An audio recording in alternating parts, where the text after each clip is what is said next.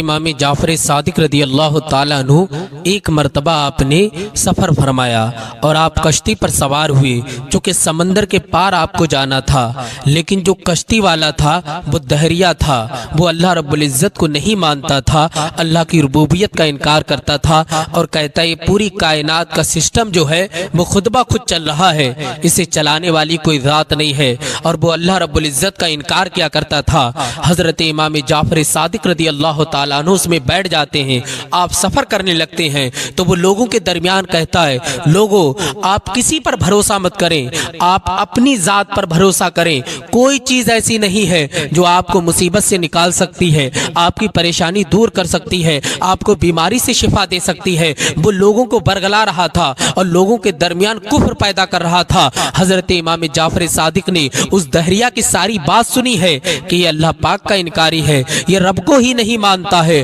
اور کوئی بات تو یہ مان ہی نہیں سکتا ہے، لیکن حضرت امام جعفر صادق کو اللہ پاک نے وہ عقل عطا فرمائی تھی، چونکہ آپ حسین کے شہزادے ہیں اور جو حسین کا شہزادہ ہوتا ہے اس کے دماغ کا عالم ہی کیا ہوگا۔ حضرت امام جعفر صادق اس کے پاس جاتے ہیں اور کہتے ہیں بھائی ایک بات تو بتا، تو اللہ پاک کا انکاری کیوں ہے؟ اس نے کہا کہ میں نہیں مانتا ہوں، یہ نظام خود بخود چل رہا ہے، سورج اپنے وقت پہ خود نکل رہا، اپنے وقت پہ خود ڈوب رہا ہے، بارش اپنے وقت پر ہوتی ہے، سردی اپنے وقت پر آتی ہے، گرمی اپنے وقت پر آتی ہے، اس نظام کو چلانے والا کوئی نہیں ہے، یہ خود بخود چل رہا ہے۔ اللہ اکبر۔ جب حضرت امام جعفر صادق نے اتنا سنا تو آپ نے ارشاد فرمایا ایک بات تو بتا، تو کشتی چلانے والا ہے، تو ملاح ہے، لیکن تو سمندر میں ہر وقت رہتا ہے، کبھی تجھے ایسا سابقہ پڑا کہ تیری کشتی ویران ہو گئی ہو، برباد ہو گئی ہو، اچانک طوفان نے گھیر لیا ہو اور پانی تیری کشتی میں آ گیا ہو اور لوگ بھی ہلاک ہونے لگے ہوں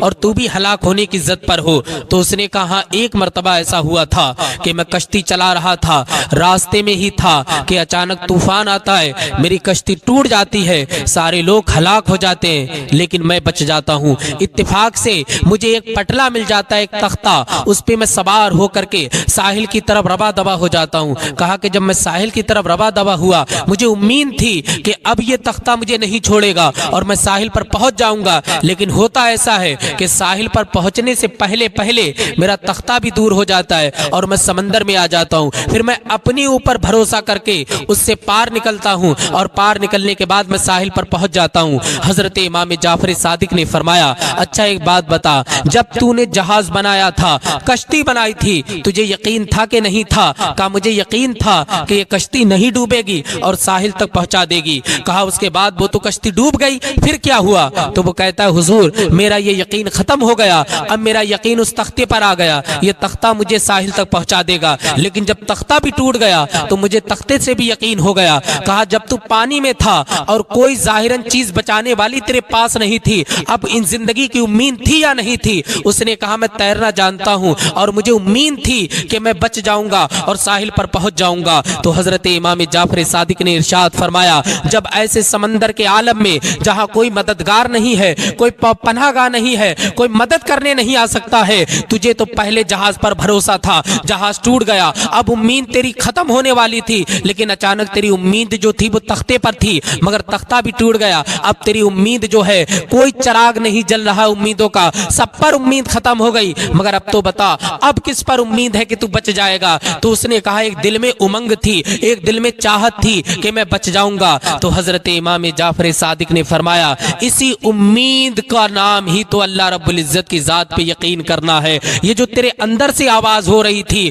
کہ کوئی بچائے گا، یقیناً وہ یقین تیرا اللہ رب العزت کی ذات پر تھا، اگرچہ تو مانے یا نہ مانے لیکن یقین تیرا اللہ کی ذات پر تھا، اس لیے کہ ظاہراً کوئی چیز تیرے سامنے نہیں تھی۔ جب اس نے اتنا سنا وہ بولا یہ بات تو میرے ذہن میں آ رہی ہے کہ کوئی میری پناہ گاہ نہیں تھی، لیکن تب بھی مجھے امید تھی یقیناً وہ بچانے والی ذات اللہ کی ہے، اور وہ اپنے دہریہ پن سے توبہ کرتا ہے اور حضرت امام جعفر صادق کے ہاتھ پر کلمہ پڑھ کر کے داخل اسلام ہو جاتا ہے۔ تو یہ شان ہوتی ہے اللہ والوں کی کہ وہ اللہ ہی کا انکاری تھا، لیکن جب حضرت امام جعفر صادق کی صحبت اسے تھوڑی دیر ملی ہے تو وہ کلمہ پڑھ کر کے داخل اسلام ہو گیا، اور پوری زندگی اللہ رب العزت کی تسبیح بیان کرتا رہا، نمازیں پڑھتا رہا، اور وہ اپنے کفر سے باز آ گیا۔ کیوں؟ چونکہ اس کا یقین اللہ رب العزت کی ذات پر ہو گیا کہ سمندر کی لہروں میں بھی بچانے والی اگر کوئی ذات ہے وہ اللہ پاک کی ذات ہے، اگر آگ کے شعلوں میں بچانے والی کوئی ذات ہے وہ اللہ پاک کی ذات ہے۔